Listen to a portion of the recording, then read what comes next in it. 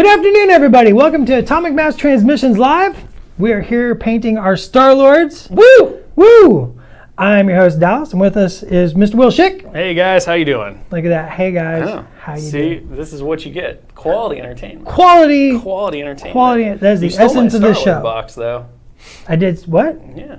The box? Yeah, it's the over box. Here. I'm using it for reference. You're using it. I'm going to have to get that later from you. So as you know, last week we released Thor, Valkyrie, Hela, Loki on Valentine's Day. Vision and Winter Soldier. Hearts. And a chemical truck. And the awesome New York truck. Commercial truck. Commercial truck. Yeah. It's really awesome. I love that truck so much.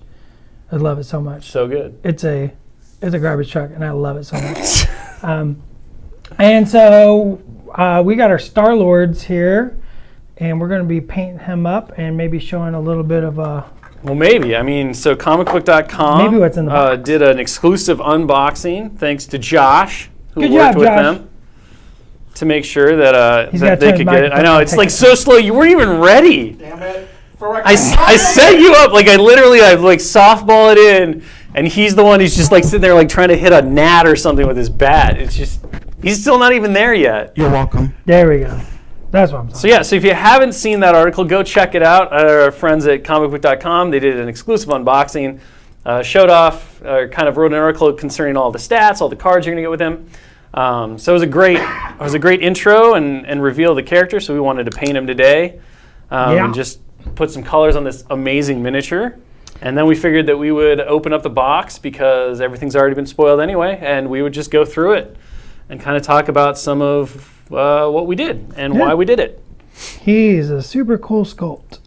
Super cool sculpt. Nice little I know, miniature. Dave Kidd really knocked it out of the park on this guy. Mr. Dave Kidd knocked it out of the park. Really gave us our Star-Lord miniature, just looking super cool. Got him flying up in the air really awesomely. I don't think that's a real word, but whatever. Awesomely? Awesomely? I think you can do things awesomely. You can do I don't all think that's a kinds problem. of things awesomely. I don't think that's a problem. So you're going for like a more traditional on the box look, right? Yeah, I might darken the coat just a touch. He's got like a brown leather coat. I think I want to darken it up just a touch. But I went and threw some blue on his jeans. I mean, his cloak definitely like has differing shades of, sometimes it's more brown, sometimes it's more like red brown. So I think you've got the freedom to do whatever you want. I mean, it's my miniature. I can do whatever I want. It's true. It's the joy of You've miniatures. proven that on several streams. It's the joy of painting miniatures. It's like taking that ownership and like just personalizing the miniature to you. It's the fun of hobbying. Not to mention just the cathartic nature of painting miniatures. See, I was like painting that line, and you could hear my voice drop into that into that zen state. It's like, yes, yes. So I'm going to use my little bit of zenithal priming. I primed the zenithal. We primed both of these zenithal. We always do. It's a great method to, like, really knock it out quick and easily and get some pretty awesome looking blends. And I'm going to use that on my coat, but I didn't really use it on the pants. I kind of went full coverage on the jeans. But I want to keep the coat simple. I painted another one of these over the weekend for some other purposes, and like the zenith on the pants, like using the kind of the washing technique over them is so good because those details are just so nice. They're so nice and sharp. Yeah, when we were sculpting this guy, the first kind of iteration, the cloth was dynamic, but I really wanted to push the sharpness of it to catch those washes, and I think it turned out super good. Like, I really like the look of it. Nice. Yeah, I mean all of the lines on this guy are just so slick, and I really like it. He was really fun to paint the first time. I'm having fun painting him the second time. Second time's the charm. Second time's the charm. We're trying something different. I'm going with the more modern color scheme now. So it's like dark blues? Yeah, it's like, so, it kind of draws back to the Annihilation colors when Star-Lord was reintroduced in that awesome storyline, Annihilation, Conquest, and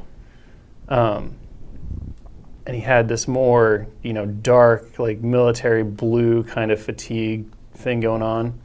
And then in, I think it was like the 2014 or 2012, something like that, right before the movies came out, Abnett and them like redid the kind of the Guardians again, and they wound up in, he wound up kind of in what we would consider his like standard fare from the movies. The jeans, the satchel, the satchel, the coat especially, and then that new mask that has become so iconic. And now they've kind of gone back in time on the newest Guardians run, and he's back to that. It's kind of a mixture of like that classic look and the modern look, where his colors have like really kind of gone back to what his uniform used to look like, and I dig it. I think it looks really nice. So that's what I'm doing. I figured, I'd do some blues, and plus like I can't get further away from the reds on the other one than going like more of a blue-gray. So seems perfect. To make comic books so fun, especially right. comic book miniatures, because you get to kind of play and you can experiment and like your My purple Loki? Purple Loki, your Captain Marvel, and the Kree colors. Like, Yeah. You can kind of pay homage to those different costumes over the years. Oh yeah. Yeah, I've really enjoyed. I mean, it's always fun to just like wander along Facebook or Instagram or even Twitter and just see what people are doing, because like there's so many hilariously awesome ideas. Do either of you guys have any favorite Guardians runs or stories? Asking the hard questions. Coming in with the tough questions. I really liked that. I want to say it was like 2014, but man, I'm really bad with years. But that run when Angela was introduced as part of the Marvel Guardians team, and I think like really kind of the birth of that, what I guess a lot of people would consider the modern incarnation of the Guardians of the Galaxy. I just thought it was a great little group. Although not the most recent, but the Guardians run right after Infinity Wars, I also really enjoyed. I mean, Groot with a mohawk is pretty sweet. I got to figure out how to do that. But I liked a mohawk on our Groot? That's right. But like it was Groot, Beta Ray Bill. I think Drax was definitely still there. Rocket, like it was really good. Moondragon and Phyla-Vell wound up as part of the team. I think they might still be a part of the new modern team, but it was just really cool. Moondragon's cool looking. Yeah, I mean, there's just so many neat characters, right? But that was a really fun, like kind of storyline, and then the rebirth of Thanos and all that stuff was just neat. I don't know, I liked it. What did you like, Josh? Pick a Guardians run you loved. Was it the original Guardians? One of my favorite trades is actually a 6-issue miniseries called Drax the Destroyer, I think it's called. Oh, yeah. It's the one that basically changed Drax from classic Drax to the modern one, where he's more like thinner and sleeker. Yep. And it's just a really After great his run. reincarnation. Yeah, just a really great, fun run. Love it. So I was actually going to get ready to ask another question about just your favorite like costume iterations. And you went for more specifically Guardians. I was going for like a broader comic book idea. You can't control the stream. No, there's no control here at all. Things just happen the way they're going to happen. We're madmen like that. What color? Madmen. Oh yeah, okay, cool. That'll work. I think I can do a wash on these pants now, maybe. Probably. I want some dark blue. So I'm gonna use stretching across. What is that? That's not the color I want. What are you looking for? I don't know, that kind of dark teal blue. Like this? Whoop. That one, what is that? That one? That's in your hand. Is it the Caspian? This one's the darker one, though. This is Oh, that the dark. one. Oh, I won't use them both. All right, well, you feel free to use them both. No one's going to stop you. No one's going to stop you. I need the whole poker. Boop. There's nothing better than fresh paints, as Josh types away over there. He's having all the fun conversations. By himself. Together, actually. I see you brought a little glaze medium with you. Heck yeah, I never go anywhere without it. Excellent. Glaze medium is amazing. Gotta make your glazes. Glazelent, Glazelent. in essence, a portmanteau. Glazelent. Glazelent? I like it. I'm now imagining a bunch of 90s themed posters with you on them holding the paintbrush being like, Glazelent. Glazelent. Throwing up one of these, hang Yeah, loose. you got to do the hang loose thing. That's very Glazelent. important. Glazelent, my man. Glazelent. Yeah, see, I just did the pants as one wash. Boom, done. Yeah, I'm trying to. That looks good. It's nice dark to play with your. Oh, I got the hiccup. Sorry. Uh-oh. Where's that? Have you tried that? Have you tried this white ink yet? Not yet. All right, I'm going to try it. But I need the poker, I think. When he says poker, it's literally just a hobby knife. It's literally just a hobby knife to pop open these paints because they come sealed. Once you pop, you can't stop. That's true. It's over at that point. Glazelent. Woo! Here's it back. Oh, Josh is coming over here. He's coming to hang out. Hey, dude. What's up?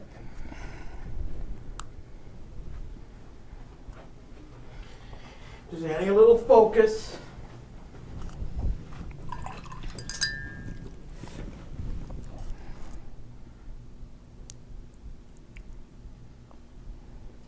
This stuff is going to be kind of weird. Oh, we're both in the zone, Josh. So Dallas, what kind of is your approach for painting the Star-Lord? Especially people are really digging the red brown leather on the coat. Well, What was sort of your thought process so people can recreate it at home? so I'm just going off what Brendan did for the box, let's be honest. Kind of like we're talking about the different looks and that modern look. So all I did was we put it back. See, this is why I don't put things back. Because then I forget which one it was. Because I don't look at names, I just look at colors. And that's my fault. Is it this one? Kalashari Orange? Was it that one? Probably. Nope. That's not that one. Oh boy. Oh boy. Ruined it all. Shrapnel Red. So I'm using a Shrapnel Red from scale 75. And I glazed it. And then I'll pick a darker color, preferably an umbral. A nice umber color. I like a good umber, which is just a really dark red brown. And then I'll glaze that or make a wash out of that. And I'm just going to try to approach it by building up colors like that. Same way with these jeans. I went with a color called Bearing Blue. And I just made a bunch of different dark blues mixed together to do a wash. And so the goal will be base coat glaze, to maintain that zenith. Wash with a darker color and then pick out some highlights. And just get it done really, really, really quick. That's the goal, Josh.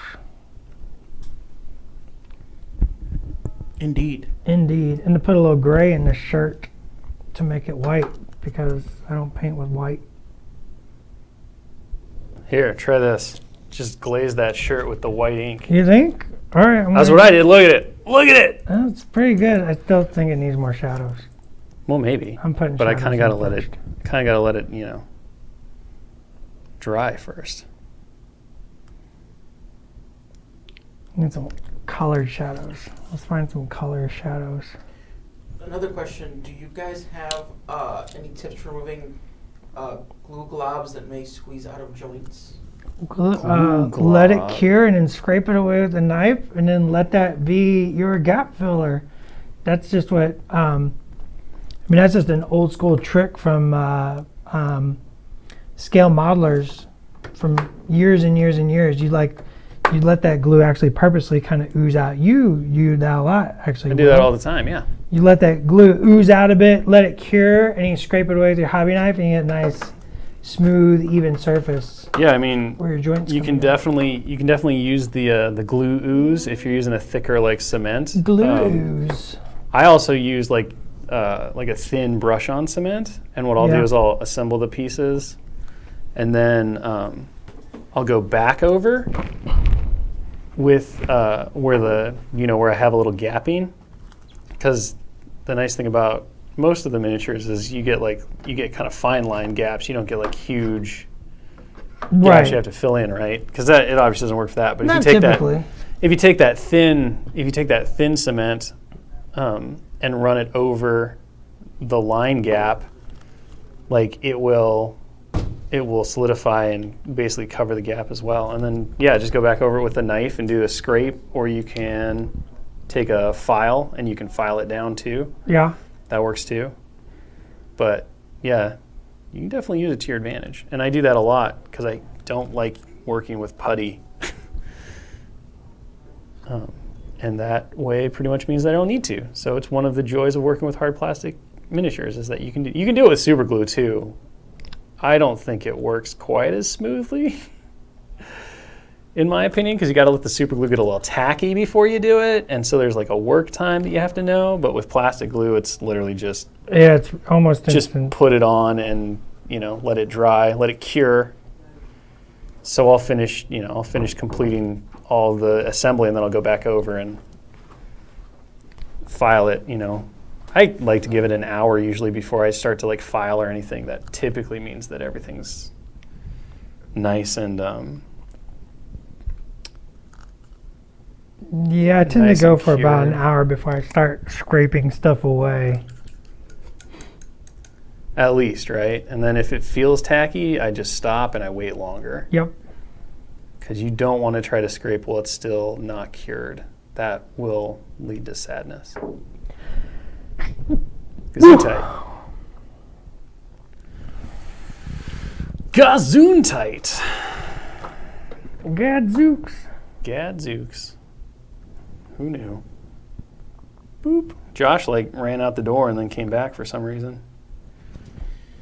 Apparently decided he has something more important than us. Please don't break kayfabe.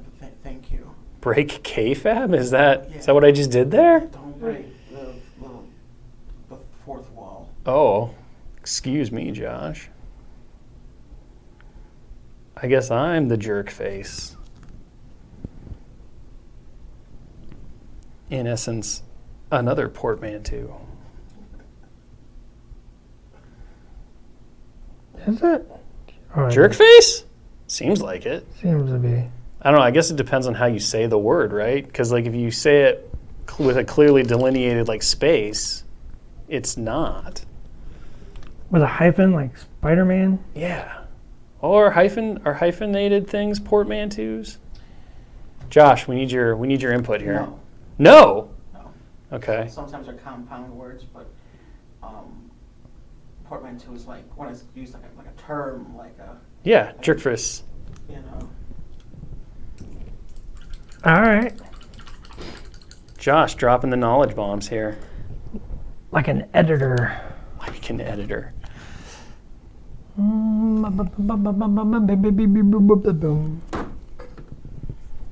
There's an umber somewhere. Arbuckle's brown?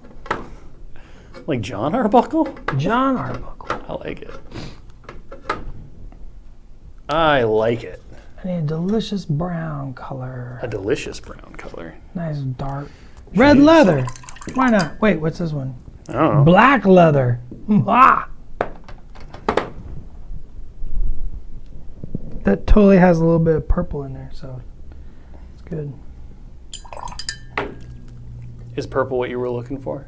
Oh, that's very purple, actually. It's not what you were looking for. Nah, it's not what I'm looking for. I need an umber color. There's got to be an umber. Man, this brown leather looks pretty good. No.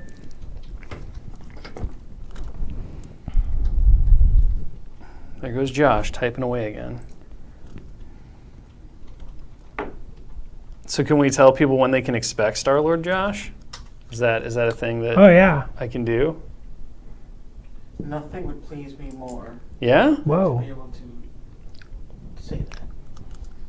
Go for it. To say that he's going to be available next month? Mm-hmm. Uh-huh. March? Mm-hmm. March, yeah. I don't think we have a date yet, You have but a date. we know March. And he won't be coming alone, but I probably can't talk about that. Rude. I know, I'm the worst. I don't know, Josh could change his mind. I don't have control over the stream. Josh does. He's the man behind the curtain. Wait, is Star-Lord? Wait, what? What? It is Star-Lord, and yeah, he's not going to be alone. There will not be all of the Guardians. I like how you thought about it. Well, no, it won't be all the. I mean, there's no way we could release all the Guardians in a single month. That'd be ridiculous. Ridiculous. Can you imagine that? Like if we took every Guardian and released them in 1 month, Dallas wouldn't be here right now. Dallas would be dead. It is I mean, like, too much. you guys ask too much in a month. There's a lot to do. That would be a ridiculous amount to do. A ridiculous amount. But there will be some fun. There will be some fun other stuff for sure. And at some point, Josh might let us talk about it. Rude. Don't you blame this on me. Don't you put this on me, Mr. Head of Studio. Like, You're in charge, man. I Oh, respect. no. I respect your zone of authority. Authority zone. That's right. Get in the zone, authority zone. people are enjoying your blue shit. You said a little bit about your blue. Yeah, I just what did I use? I used Caspian Blue from scale 75, and I just mixed it with glazed medium to make basically a wash, and washed it over the zenith. And then I used,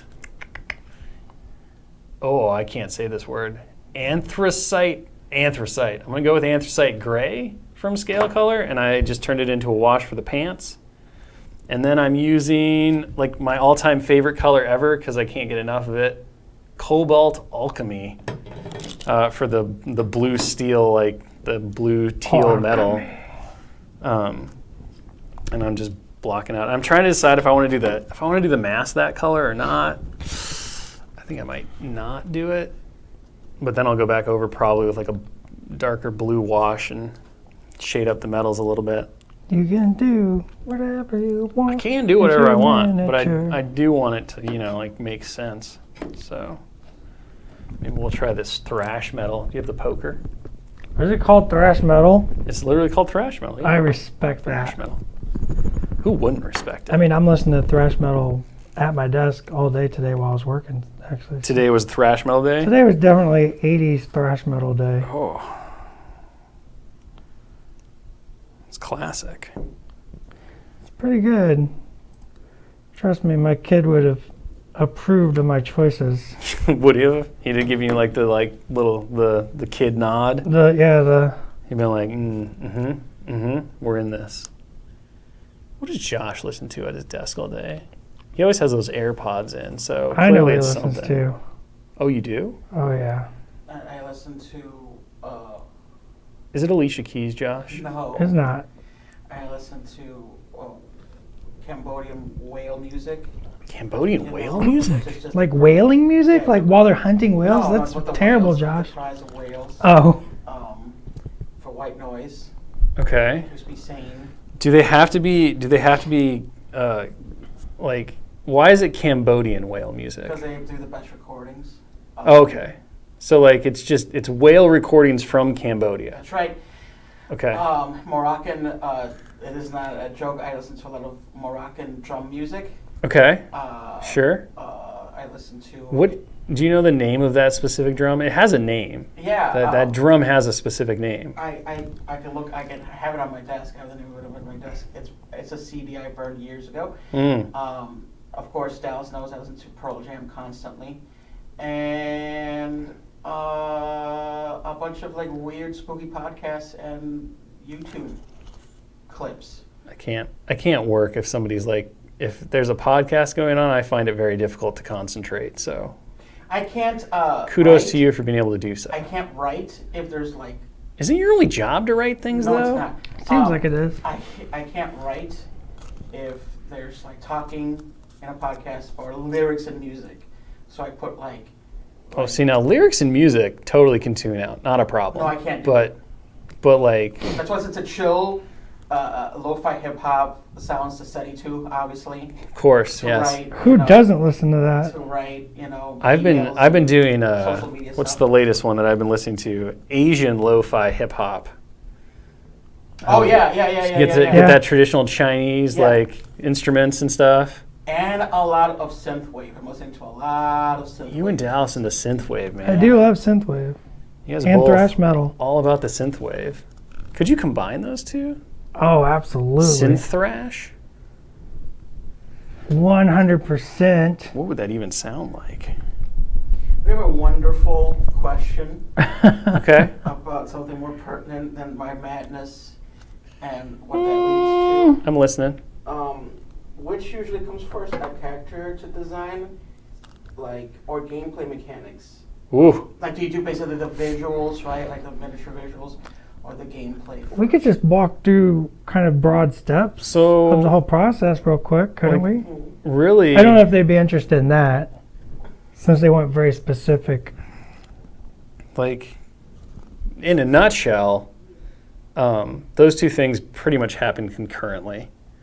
Like, because we're kind of pulling from existing characters, right? Like we're going through Marvel's universe and saying, well, we want to do this character, and we're kind of going to do this uniform and stuff like that.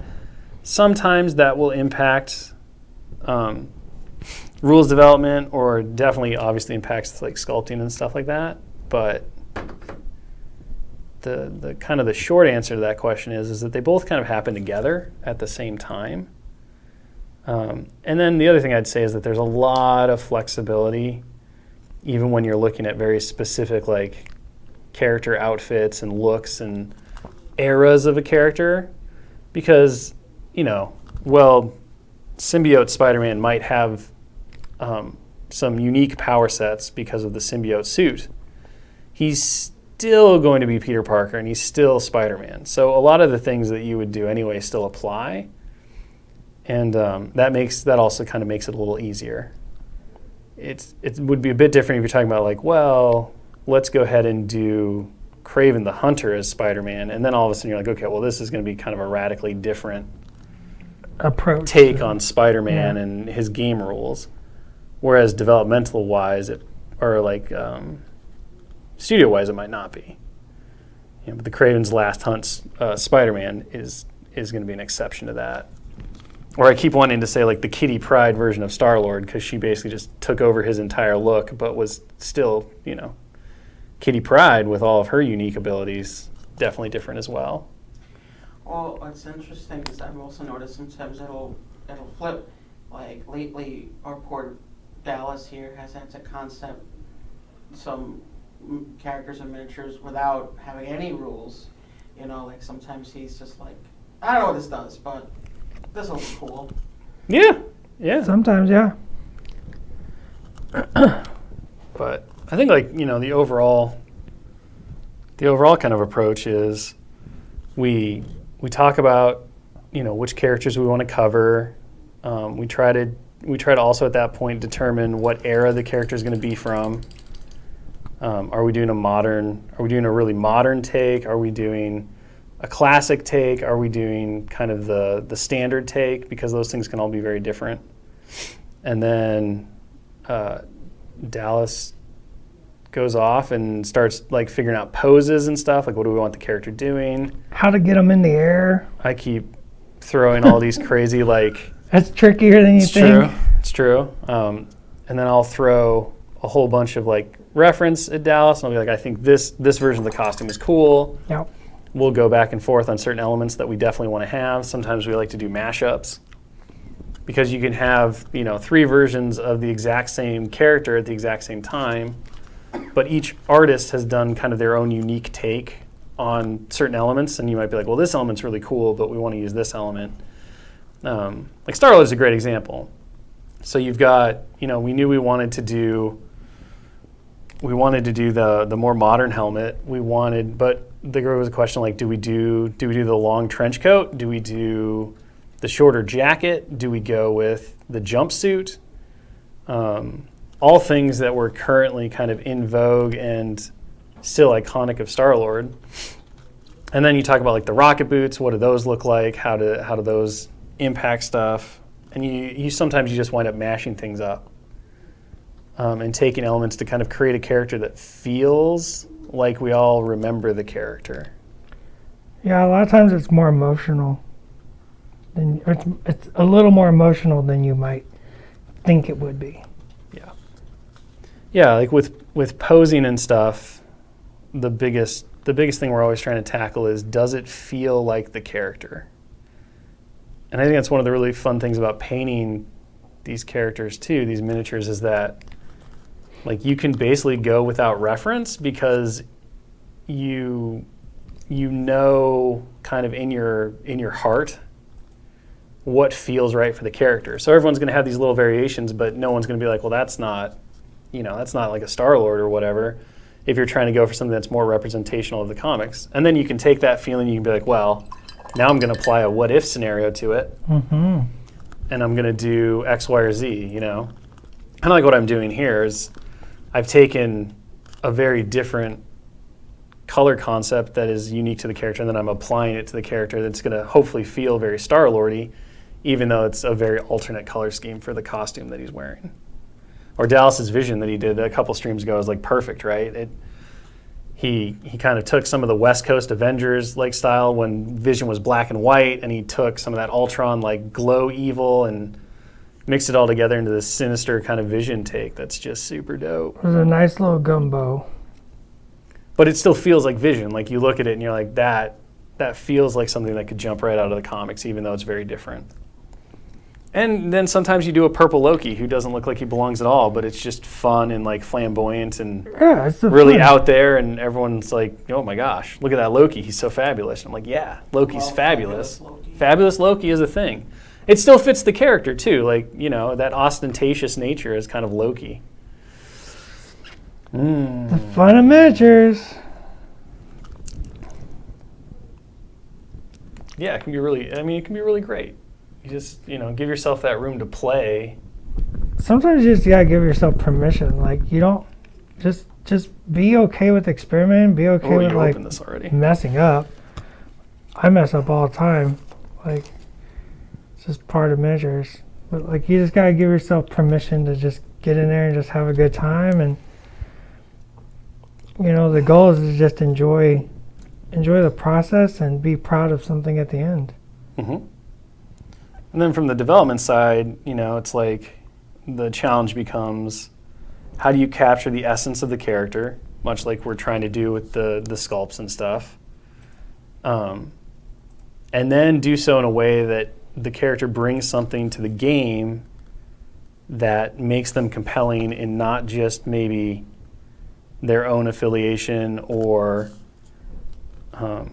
by themselves, but works in tandem with everything else that's going on in the game, I think that's my most fun thing to watch. Is like when you kind of get that when you show us those big block ideas of the character, and then we run it through playtest, and Pagani starts like breaking the numbers down, and then we play a couple iterations of it and stuff like that, and we get to see like this character that we're very familiar with and has this, and like some of these characters have like a wide giant range of abilities and powers, and of course we can't fit them all on a card, right? Some characters would literally have like a 3 card sheet. It'd be pretty big. It'd be a little much. So we kind of narrow it down and like get that flavor of like maybe an aspect and stuff like that. And it's really neat watching that process unfold and take, you see that personality come to life when we're playing it. Especially like when Josh plays something, Josh like gets very exuberant, and or I know playtest is going good when we're all yelling and stuff. Like the one the other day. Yeah. There was a lot of animation the other day for sure. A lot of animation. I mean, I think like, that's just kind of the goal that you're going for. You really want that feeling, and then you want the character to be defined. So like Black Widow's kind of a go-to example, right? Of a character where I think like really we could have done anything we wanted to with her based on her like long comic history and her abilities and how different writers have approached her and the stories they've told. But one of the things that we wanted from the start, looking at the core set, was we really wanted to have an objective. We wanted to have a couple of objective runners that were really good at playing to scenario and weren't necessarily like powerhouses in combat, because that's not entirely what the game is about. And the focus is certainly on trying to complete the story and the missions and stuff like that. And Black Widow was such a great fit for a character like that, because so many times in the comics does she use her skills and abilities to basically outwit, outsmart, outperform characters who are way more powerful than her necessarily in like a strength level or a cosmic scale level.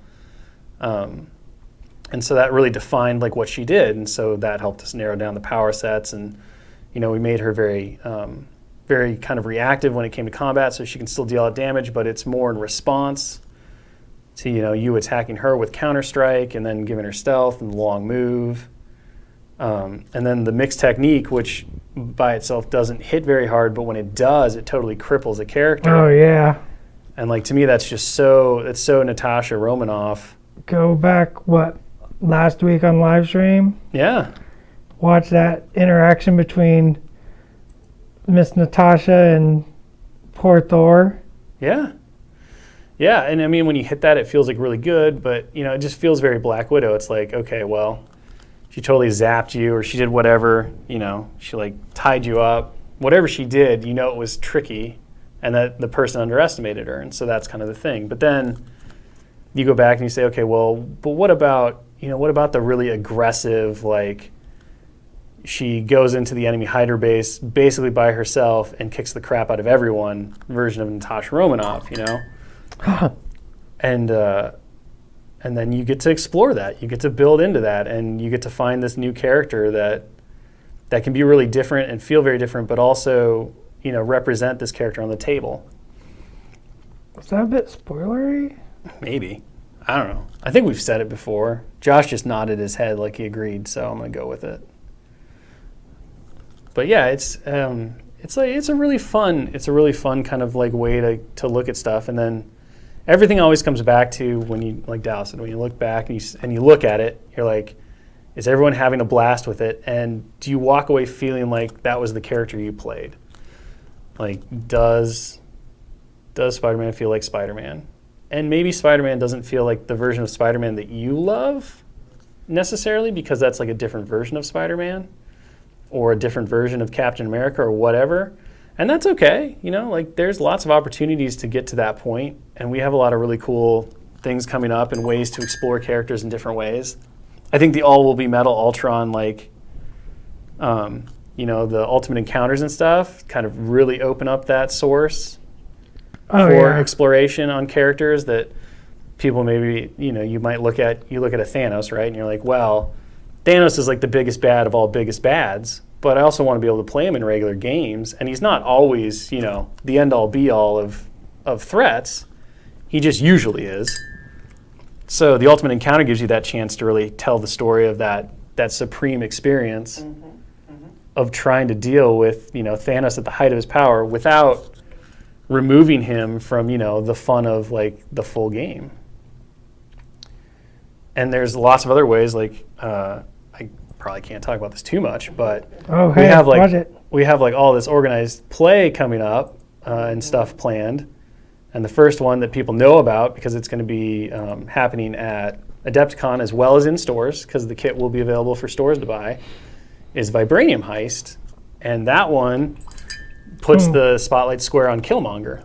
So we really wanted to like explore kind of Killmonger's character and the different roles he's had. So he's very much an aggressive kind of fighter, like a beater in the game as he stands right now. But one of the things we want to do is like he's also a really consummate thief. He's really smart.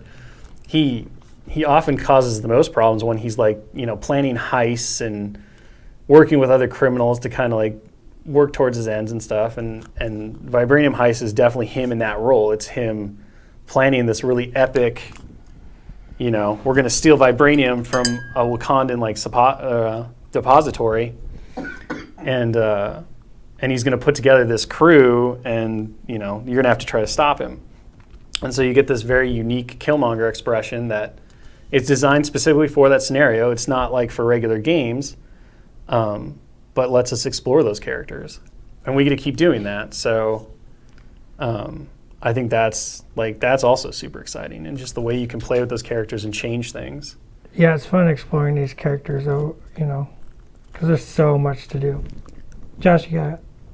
Well, I just want to add, I think with the organized play and stuff like the free, you know, like all the metal kind of stuff, we have a lot of cool stuff coming up. Like, oh yeah, we got something something coming up that's like just incredible. Yeah, it's yep. super surprising and interesting, and they'll let you play with the different versions of the characters that you like.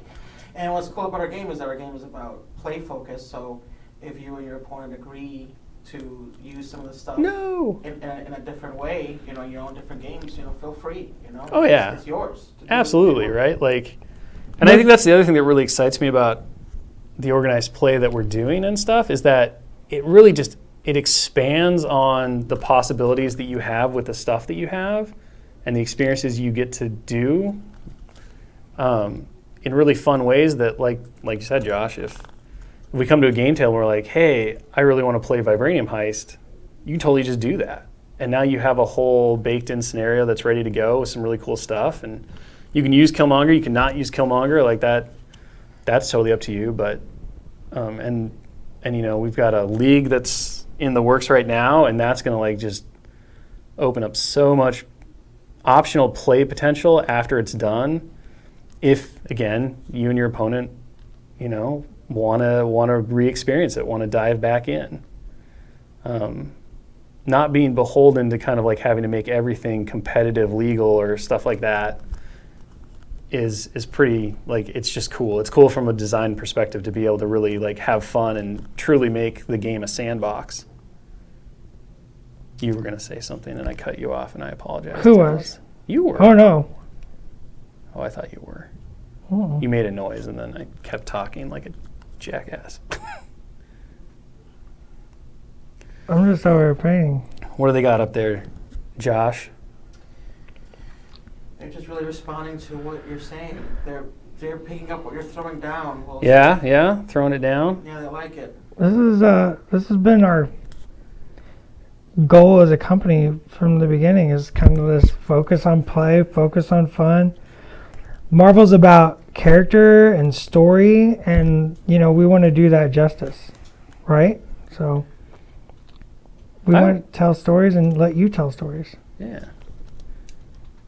And you know, I think like for me, being a long time miniature gamer and stuff, one of my favorite things about miniatures games was the different expressions you could have with your collections, right? Like the different experiences, you know.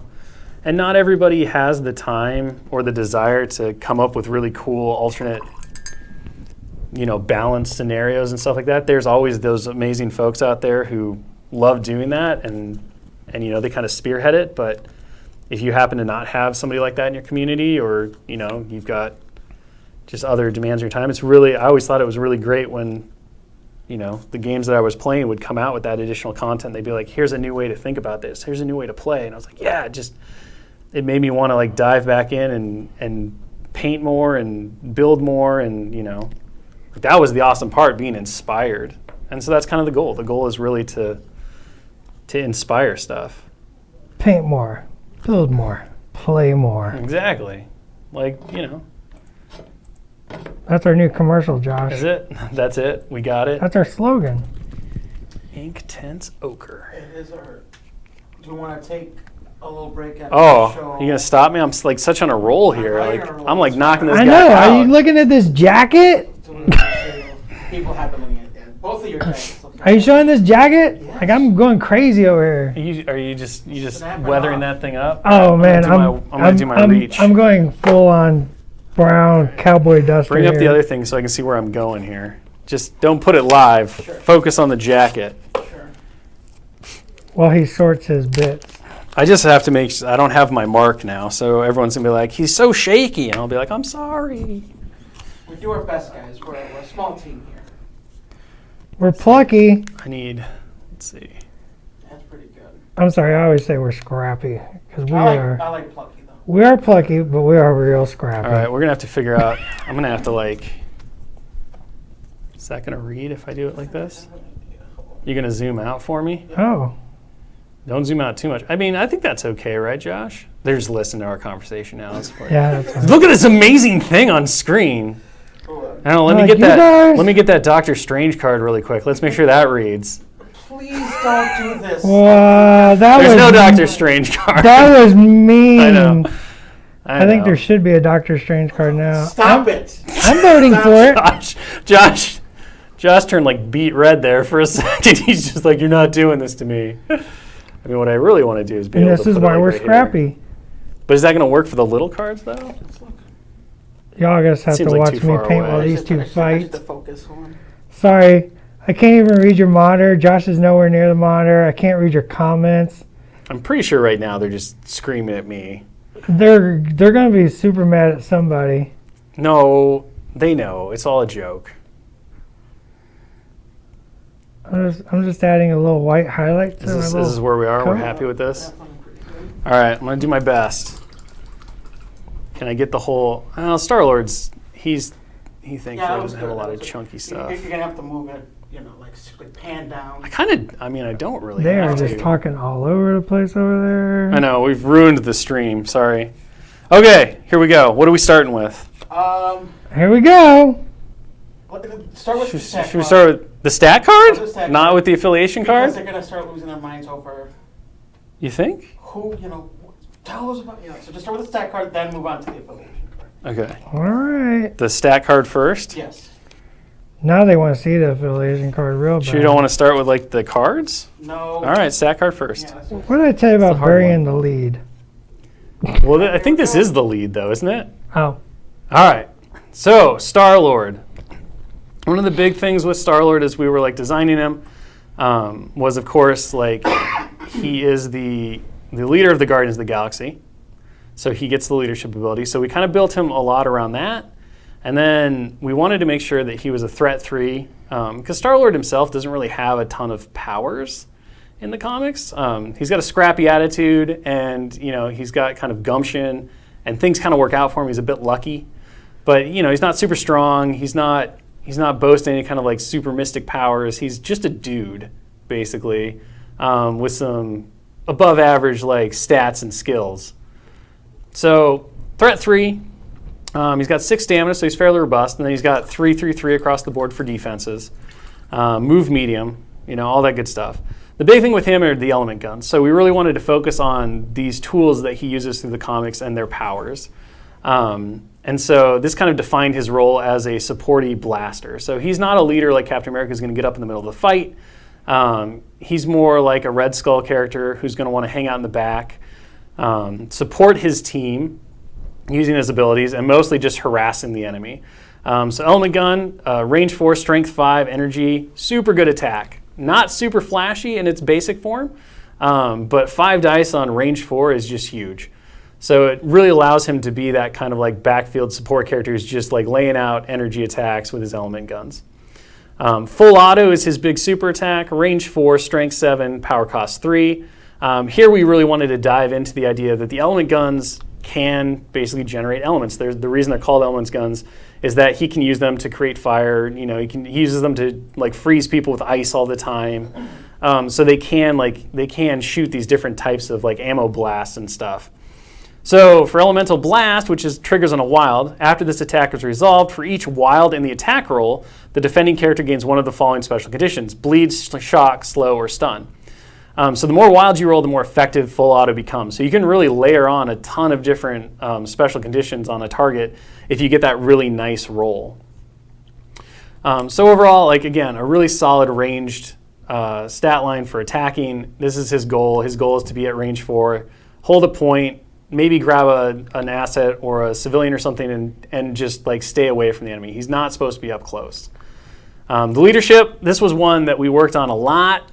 It went through several different iterations, all of them with the same kind of idea. So if you read the Guardians of the Galaxy, you know the Guardians of the Galaxy, you know that they're a team, but like a team with quotes around it, because it's not exactly like they've been training together or they got brought together and they've forged this unshakable bond in terms of like their battlefield coordination and stuff. They're all very individualistic and they kind of do what they want and things just sort of work out. Like they make the best of whatever situation they wind up in, but they often go off book despite the best like hopes of Peter Quill and like his grandiose plans that he might throw at them. Effectively, they're almost always like doing things in their own way. And they just happen to pull it through because of their skills and their determination and grit. So winging it, once per round at the start of your turn, you may choose an allied character and discard a team tactic card to use this leadership ability. The chosen character gains 3 winging it tokens. After rolling attack dice, defense dice, or dodge dice, it may discard 1 winging it token to reroll up to 2 of its dice. Only 1 winging it token may be discarded per roll. Remove all winging it tokens from that character during the next cleanup phase.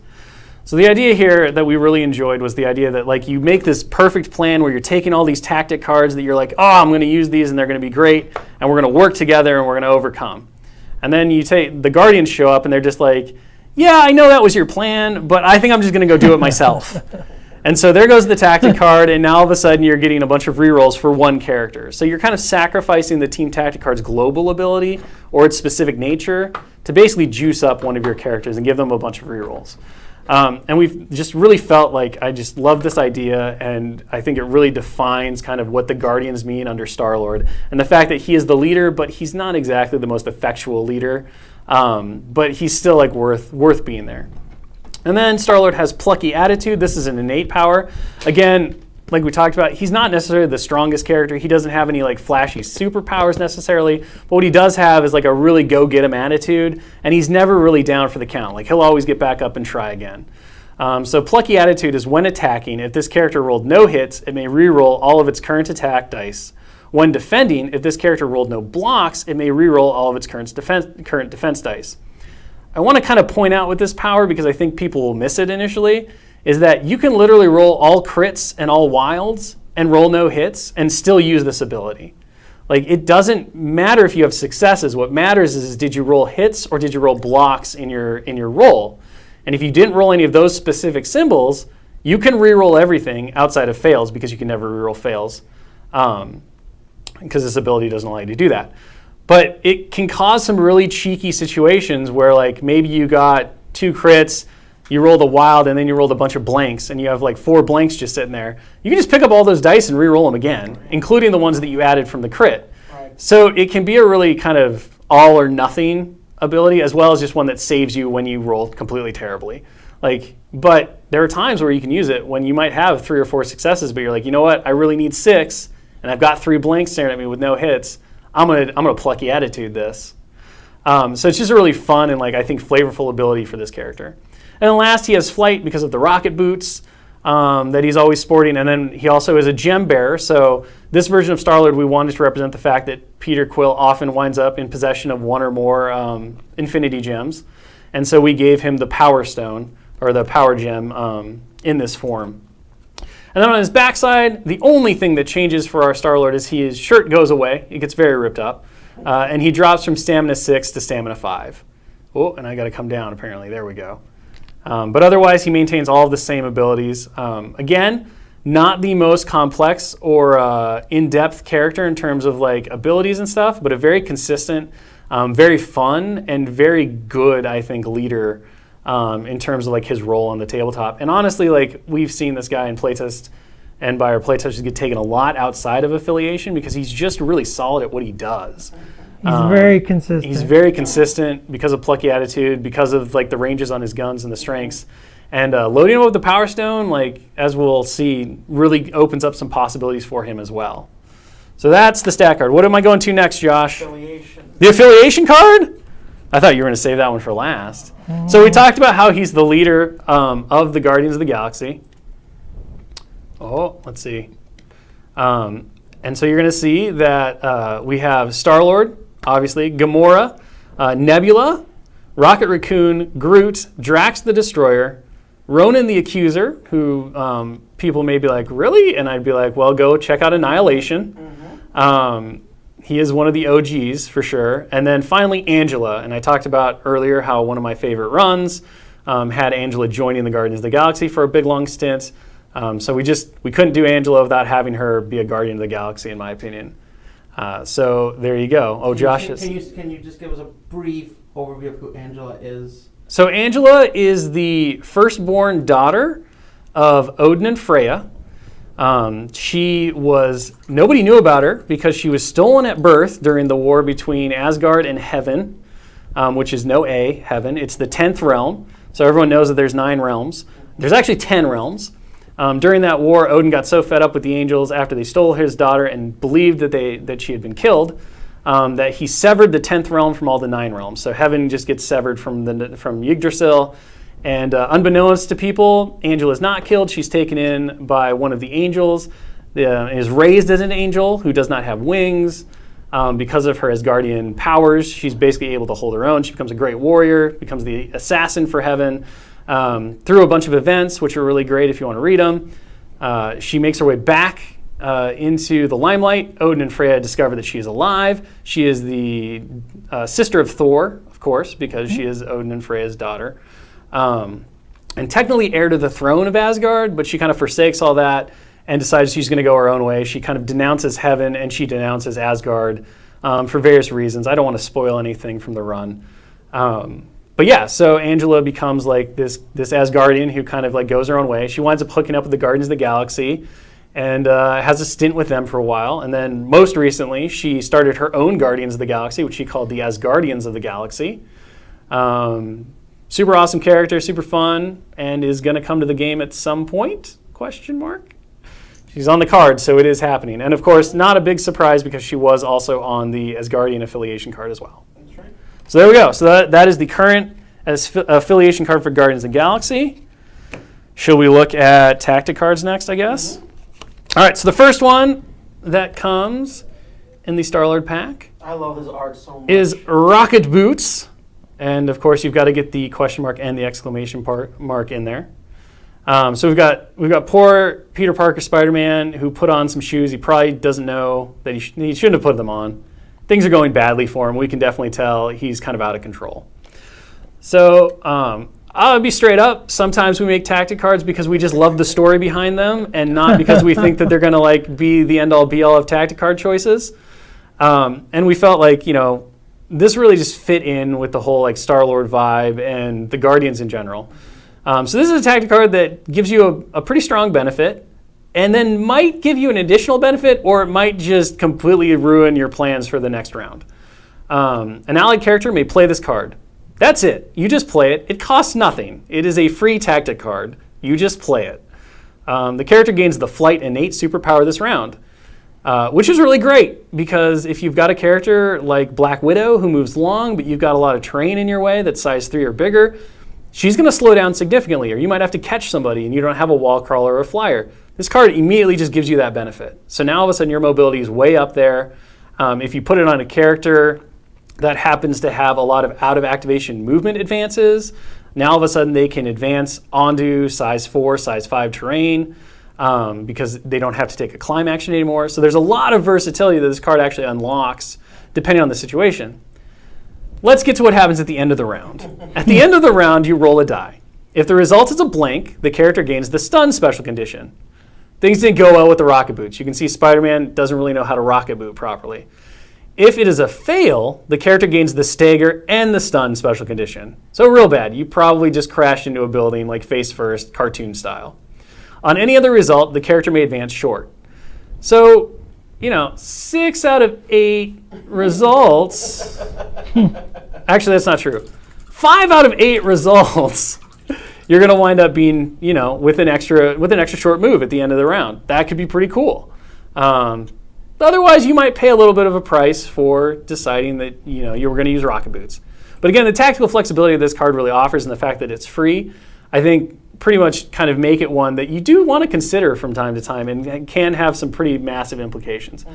But I'll be the first to admit, this one is not meant to like bend metas or completely change how you think about the game. It is there kind of for the lulls and the fact that it is just a fun, lighthearted story piece that can have some pretty big tactical impact. Next we get to... I'm a risk guy sometimes. Yeah, you were totally a risk guy. And I'm like, let's see what happens. All right. Let's see what happens. So Crew of the Milano, this is a Guardian affiliated card. So every affiliation, effectively, we try to design around the idea that they're going to have at least one tactic card that will apply to the whole squad. Everyone that's affiliated in that affiliation can play this card to gain some benefit. So Crew of the Milano, we kind of talked more about how the Guardians are really scrappy. Their kind of grit and determination is what brings them through things. So Crew of the Milano is our kind of nod to that idea. So any number of Guardians of the Galaxy characters may spend 1 power to play this card. Each character that spent power removes all special conditions and cannot suffer special conditions this round. So if you wind up playing against, an enemy Star-Lord who's laying a bunch of conditions on you, or you're really worried about some of the characters that will be coming. I almost said a name. You almost said a name? I did. And you're like, oh, I can't say that name. This card is really going to be pivotal in getting rid of, staggers, stuns, preventing those things from being placed on you, bleeds. So many different applications to be able to not only remove all these conditions at once for a single power, but also to not have to worry about suffering them for the rest of the round. So it can be a really pivotal kind of card that can change the flow of battle based on what your opponent is trying to do to you and where your characters wind up. For anyone who's been playing with Thor's affiliation or Thor's leadership for the Asgardian affiliation, you probably have realized just how powerful it is to be able to be like, I'm going to spend a power and get rid of a special condition. This is 1 power, get rid of all your special conditions, and don't worry about them again for the rest of the round. So that's Crew of the Milano. We'll go to the Power Gem. So this is our second Infinity Gem that will be released. Woo! It is very purple. It looks very powerful. Purple is the color of power, of course. So the Power Gem is threat cost 1, and it gives you an innate superpower, which is the Power Gem power. During the power phase, this character gains 2 additional power instead of the normal 1 for having an Infinity Gem. So as a quick refresher, when you're building your squad, you can use an Infinity Gem that is in your roster. The Infinity Gems take a character slot. So if you take the Power Gem, you get to take 9 additional characters. If you take the Power Gem and the Mind Gem, you get 8 characters. When you're building your squad, you basically attach them to the character that can take them. So Star-Lord is a Gem Bearer power. He becomes 1 more threat, so he goes from threat 3 to threat 4. And then he gains the Power Gem power. Now, every gem that you have in your control as a character, which characters can only ever take 1 gem, unless they have a rule that says otherwise. You can guess whose rule that probably is. You gain a power. So at the start of the round, Star-Lord, yeah, it is Rocket. He steals everything. At the start of the round, Star-Lord is going to gain his normal 1 power during the power phase, and then he's going to gain an additional power for having a gem, if you've attached Power Gem. But the Power Gem's power says that instead of gaining just 1, he gains 2. So Star-Lord is going to get 3 power basically at the start of every power phase if he has the Power Gem. And for astute observers, you might notice that means that he can use full auto freely. So he can just use full auto every round once as long as he has the Power Gem on him. It's ridiculous. And also, of course, is really good outside of the offensive nature because now you've got 3 power to pay for those tactic cards that maybe you don't want to wing it on. Maybe once in a while you want to play a real tactic card, Star-Lord. You can now have basically a basis of 3 power that you can use to spend on those tactic cards that can really be game changing. So again, it adds to that kind of idea that Star-Lord is very in the support role for his team. He's in the back, trying to lead, trying to do all the good stuff. And the Power Gem just makes him well more efficient at that. And then last but not least, he does come with a new Crisis card. So this Crisis card, we had a heck of a glare on that Power card. Let's see. Okay, so this one's not as bad. So this one is an extraction. It is Panic Grips City as evacuation efforts continue. It's threat 19, so it is one of the higher level threats for Crisis cards that we have. Place 4 civilian tokens as indicated on map B. At the end of the round, you're going to score 1 VP for each citizen that you control, basically that you hold for each of your characters during the cleanup phase. There's an interact, so you can pick up a civilian. A character cannot hold more than 1 civilian. Okay. And then there's this big chunk of rules text down here. And this is kind of what really sets the evacuation crisis apart, is that obviously we're trying to evacuate civilians. So how do we do that? It's not just by holding on to them. That's protecting them. But you can actually evacuate the civilians in this. So during its activation, a character holding a citizen may evacuate the citizen by spending 6 power. The character's controlling player immediately scores 2 VPs and removes the citizen held by that character from the game. So this is an immediate 2-point swing. You spend 6 power, lose your citizen token, gain 2 points. That citizen is no longer on the map. It's gone. It has been evacuated. So no one else can score on it for the rest of the game, which means you're not going to score your 1 point for it, for holding it. But your opponent also now can't knock it out of one of your character's hands by dazing or KOing them, and then pick it up to score themselves. So this is really not something you want to do at the very front of the game. This is like your I'm at 11 or 12 or 10, and I know I'm going to score maybe 5 points. But if I evacuate the civilian, I can score 6 points if everything goes my way. Or maybe a character is about to get dazed or KO'd. You don't want to give your opponent the chance to pick up the civilian, and you happen to have 6 power. It's your activation. You can spend that 6 power, evacuate the civilian, score your 2, and deny your opponent the ability to grab that token from you.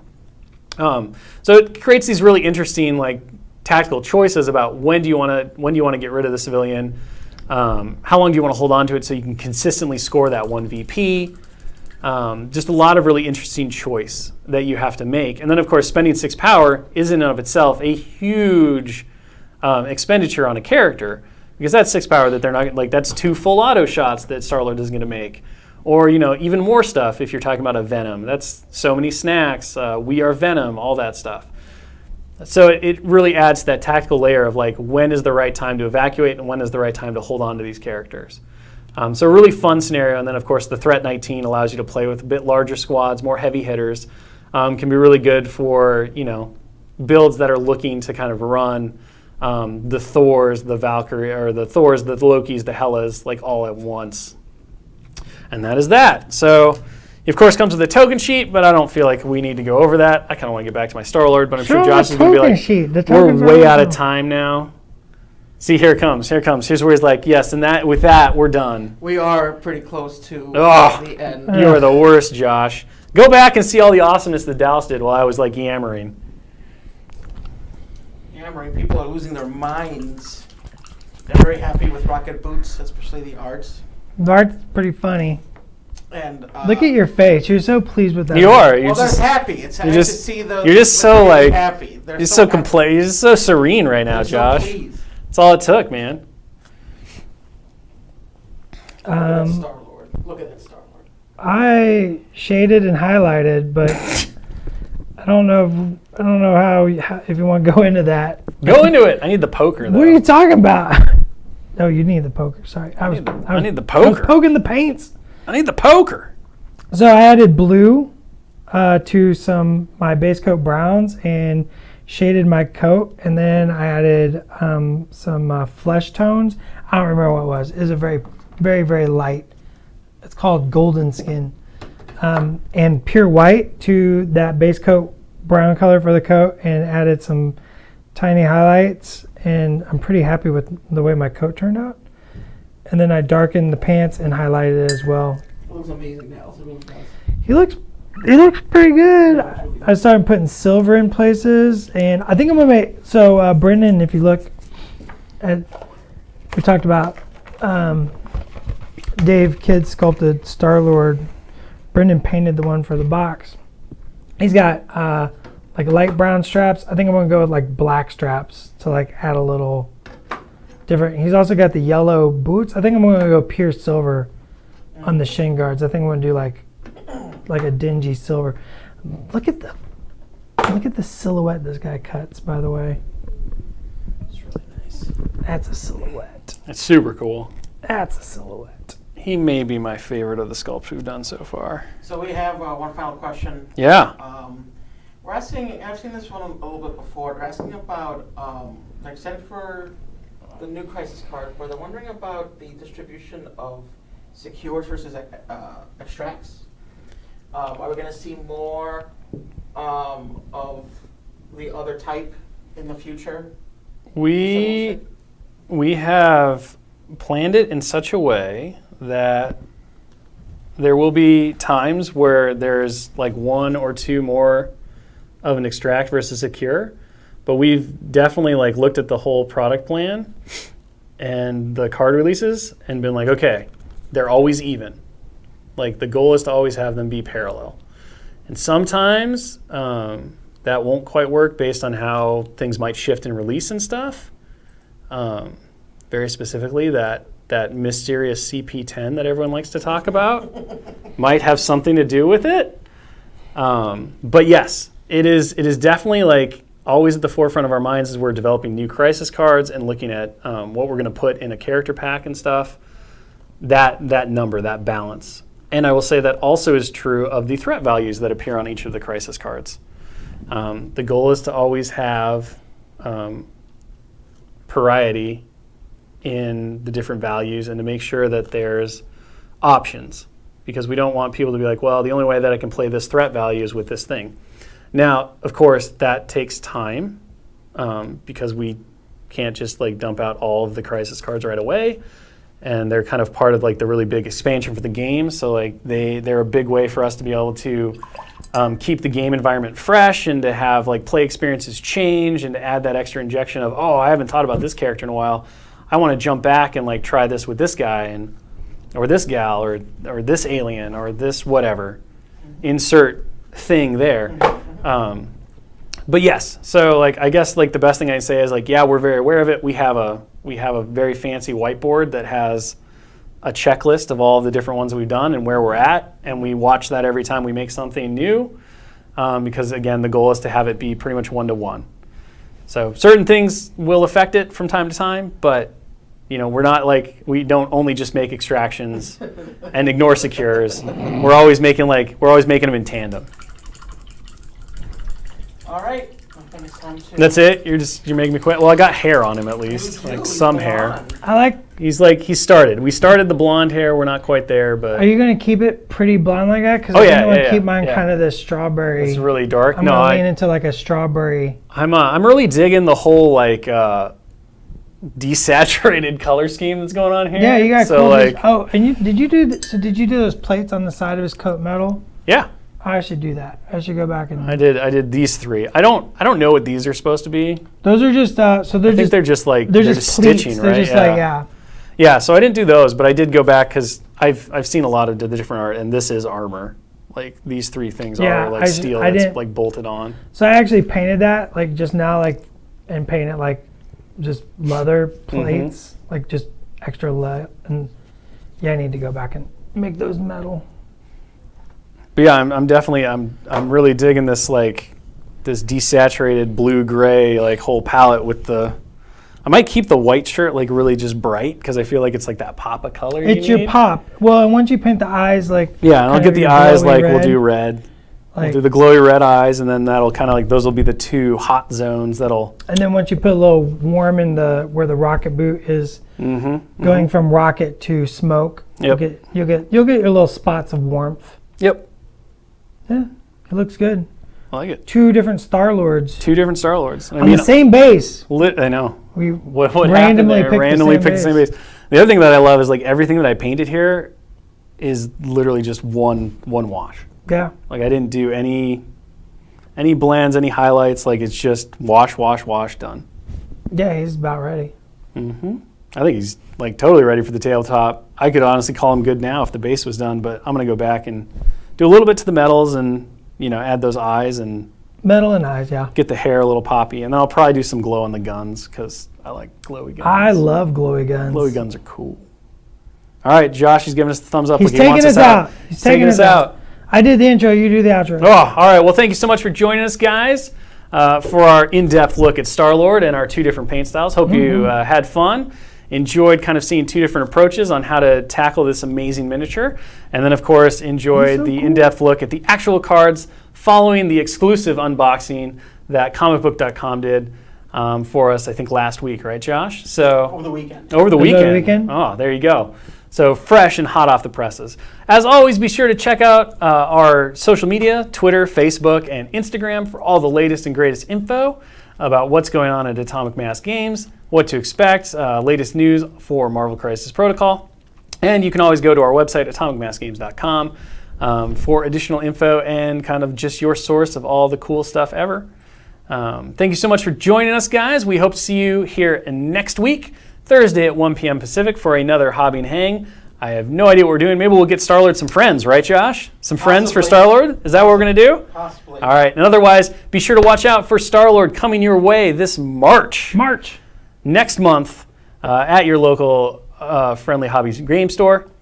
And we'll have more information as soon as we have it for specific dates. But otherwise, you can expect Star-Lord to rocket his way with his boots into your life and your love. That was pretty good. I know. Next month. Thank you so much for joining us, guys. We really appreciate it. Hope you had fun. Be sure to hit us up on any of the social medias. We love seeing what you guys are doing out there. And show us your paint jobs. Yeah, show us those Asgardians and those Visions and Winter Soldiers. They've been amazing. And don't forget to come find us at Adepticon. That's right. Next month. That's really close. It's like a month away. We will be. Well, you'll be at Adepticon. I will be. I will not be making that trip. But Josh, Dallas, Pagani, and I believe Jesse will all be heading off to Adepticon. We'll be running the Vibranium Heist. I'm sure we're going to be doing a stream about that here pretty soon. Are we going to do something secret? Oh, are we going to do something secret? We're working on it. It's going to be pretty incredible. That's what I've been told. It's going to be pretty incredible if Josh can pull it off. All right, guys. Well, thank you so much for joining us. We will see you on the next one. Bye. Bye. See you later. Have fun. Have fun. Paint some